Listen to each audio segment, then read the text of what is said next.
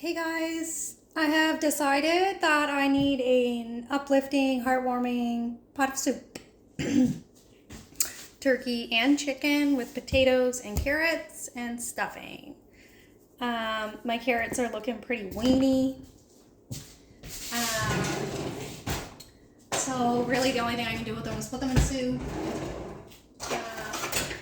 I only get groceries once a month, so usually it's been, like, this is week 3 since I got groceries. So usually at this point, they are looking pretty rough. Where's my fucking carrot peeler? There we go. Wasn't where it was supposed to be, but nobody puts your places except for me, so can't even get mad about it because it was definitely me that did it. Oh, look at this. Whoa. He's pretty sad. Limp Dicky. Limp Dick carrots. They're fucking great for soup. They usually get a little sweeter, I find. I find carrots don't taste like they used to when I was a kid. Now they're very bitter. Carrots I found used to be sweet. Like when I grow carrots in my garden, oh, they're so sweet, yummy. Peel these fucking carrots here. Ooh. It's like a half hard dick. It's like almost there. It wants to stay up.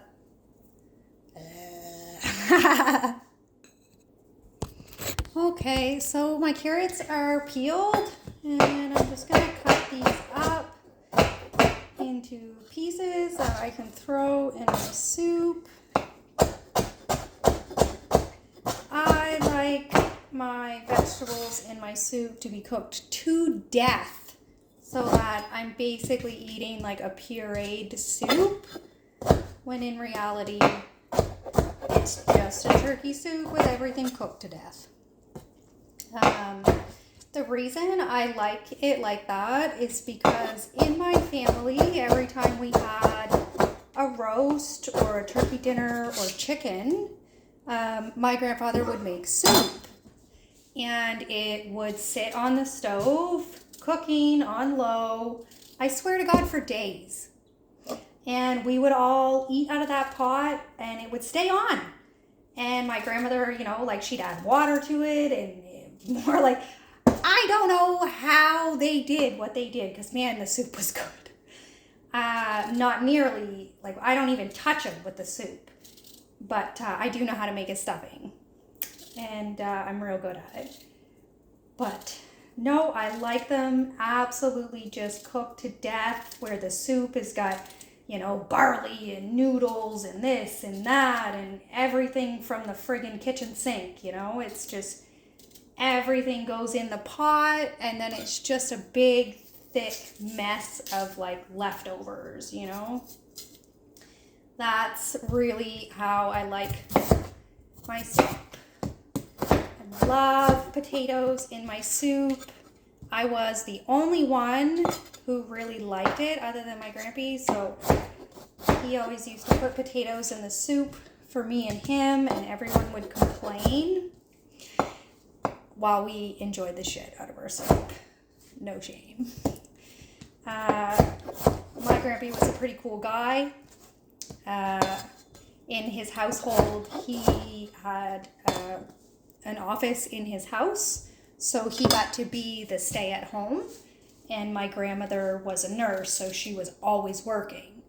So for us, being raised pretty well by my grandfather, my mother's father, because my mother passed away when I was a baby, so it was really him who raised us.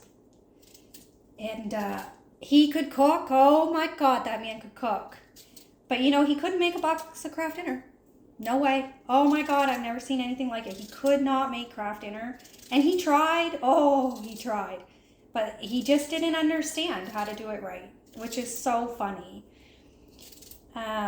He was pretty amazing. He had a huge impact on the world, and it was very devastating to a lot of people when he passed away. It'll be 4 years this December 2024, I believe, if I'm not mistaken.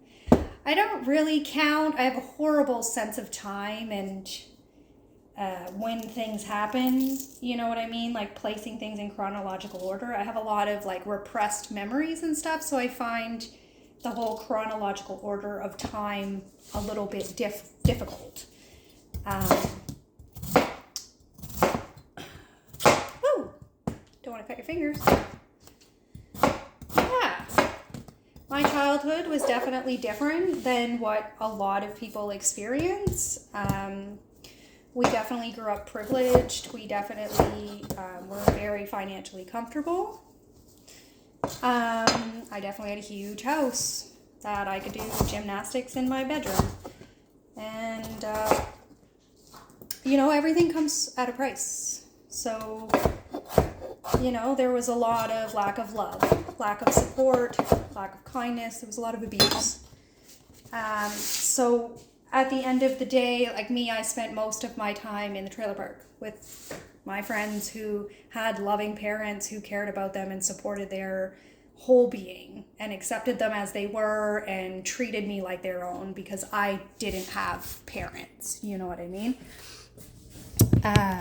My dad provided financially. He put shelter over us and food in our bellies, but that was his responsibility and he didn't want anything else. So, you know, that's really, I think that, yes, I grew up privileged, but at the same time, like, it sucked. I hated it. It was really void of life lesson learning. There was a lot of not having to be responsible for the consequences of your actions. A lot of that was crazy. I try to keep my distance from that circle most of my life. I did end up moving away and doing my own thing. I had my own apartment from the time I was 17. And always paid my own bills, and I always had a job from the time I was 14 because I didn't want to be like that. I wanted to have values and understand how to be grateful and appreciate the things that I had. And that definitely wasn't happening in that environment. I remember one time someone in my family got in so much fucking trouble, and money does crazy things, man. Yeah, it's a wild time for sure. I think I'm gonna make it in this. You know, and I've definitely got people in my family who are great at making poor life decisions. Not that I'm exempt from that either. And, you know, the security blanket was always there to make sure they didn't learn the lesson. So, you know, I have a lot of people who... I love potatoes.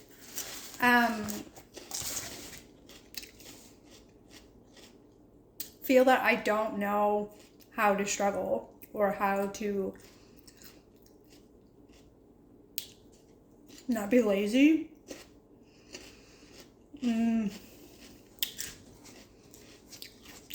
That I should have to do things I don't want to do.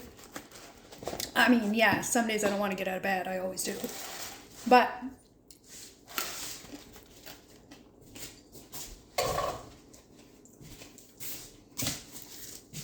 I've had to do many things that I don't want to do.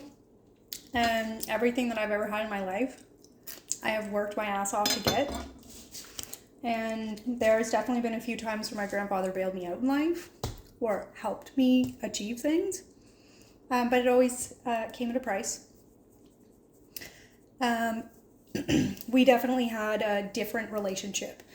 Not a lot of people in my family really seen that, and not a lot of people around us really understood that the way that I worked with my grandfather, he wasn't my ATM, he was my business partner. You know, he was the one who invested in me with a future return. So I tried to approach that a little bit different. My childhood was definitely a bit traumatic. So there was definitely a bit of, you know, stepping in for assistance. And, you know, like when I was young, I used to have to go to a therapist, and my dad would never do that. And, you know, that was my grandpa's role. He did the parent stuff. And I know a lot of people used to say, like, we were being spoiled because it was our grandfather doing it for us, or whatever the case was. But at the end of the day, a lot of the time, it was him doing the things that everybody else's parents were doing, but we didn't have the parents to do it. My father is very emotionally unavailable. He is very much unavailable. As a human, it's like talking to a telephone pole. Very narrow-minded. You know, he had his own hoorah of things in his childhood. I truly believe that generational trauma is a real thing. So, you know, I don't hold any ill feelings towards that. I don't speak to my family because they feel it is easier or preferable to deal with my son's father, because all they want is to see my son, not me, because I've never been that person. I've never really had a relationship that was functional with my father. Yeah, lots of daddy issues there. Woo! You have no idea. And yeah, so I definitely do my best to remain in like a place of gratitude and understanding the value of certain things and understanding working for what you have. I may not have a 9-to-5 job, but I work my fucking ass off to be where I'm at every day. It's a lot of work every day. Living with mental illness, living with chronic pain, you know, living with a lack of independence, and, you know, it's a lot every day. I have multiple different things that I do that I consider work. Not all of them I get paid for in dollars, but they all seem to support my life in a different place and provide me with the things that I need. I clean houses, I cook food, I help my friend who's an event manager. Like I do my stuff, and I also gotta exercise, and I do all this shit with you guys, and fuck me, woo! I hate the burps. I'm gonna put some water in this frying pan skillet pot thing that I want to make my soup in. So I'm going to boil my vegetables first. Actually, I think I'm just going to throw everything in the pan. So, I'll bring you over.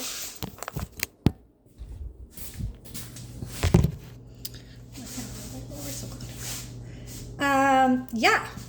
So, we are making soup. I'm going to put some more water in here. Don't mind my dishes, guys. I had no water earlier.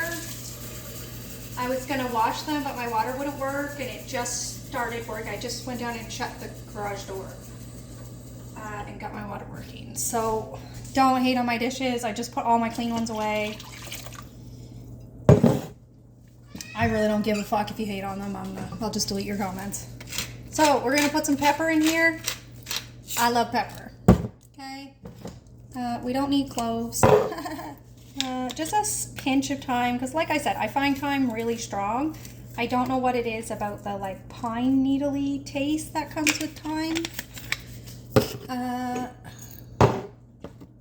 We will do turmeric for inflammation and that beautiful yellow chicken soup color. A little bit of rosemary, because I am fucking obsessed with rosemary, but we only do like a teensy little pinch. And then all the rest goes back in. Because it's powdered rosemary, I'll use it in my bread.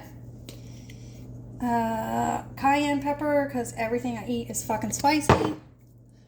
Cayenne pepper will keep you alive, I swear to God. You gotta bleed, it'll stop it. You got lack of circulation, it'll open it up. You know, there's nothing cayenne pepper can't help with.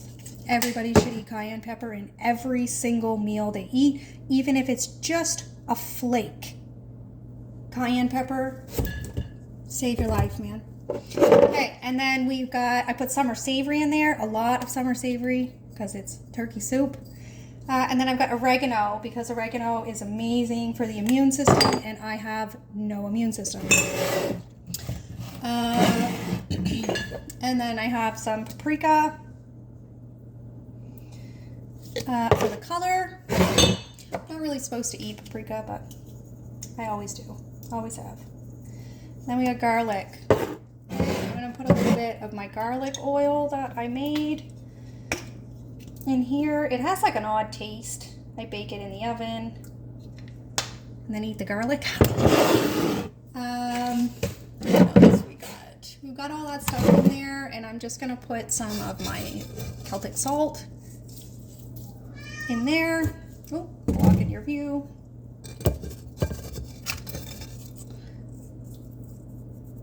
Okay, and that's pretty well everything for seasonings and spices. Put them all back here. Okay, so I'm just gonna put some fat in there. I can't get it open. My hand's wet. Okay. Bit of fat. And then my stuffing balls. I will put 2 balls, of frozen stuffing in the soup. I only have 2 left, so that means I'm gonna have to make stuffing soon. This is my favorite. I'm completely allergic to potatoes and bread, but it's just nostalgia. It tastes like my Grampy's Hugs, so I just love it.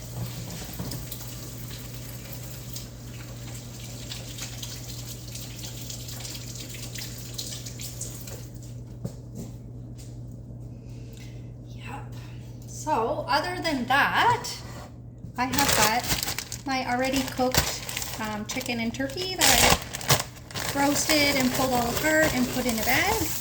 So I'm just gonna put a couple handfuls in there, about enough to make one more soup. And then I'll have to see if I can't get somebody to donate me another turkey. Because I generally don't get to buy groceries. But hey, I got OnlyFans. Y'all want to start helping me out? Let's make some money. Come on. Okay, so that's everything in the pot. I'm going to turn it on now and let it cook for like an hour. So that the bread, dressing, or stuffing, or whatever you want to call it, thaws out, the vegetables will cook, and my turkey will become soft and boiled and yummy. And at that point, I'll taste it and see if it needs anything else added to it. Because I do have my fresh bread that I just made to dip in it, which is the bomb. So I hope everybody has a wonderful evening. I find when you can't see the top of my head, I look bald. It's weird. My cat's sharking. He wants some turkey. He's so funny. He's got such a sense of smell. Like, I can't pull anything out of the fridge. He's like, I know it's food. I think I never fed them a day in their life. Oh. Anyways, that's it for me cooking dinner. I hope everybody has a great night.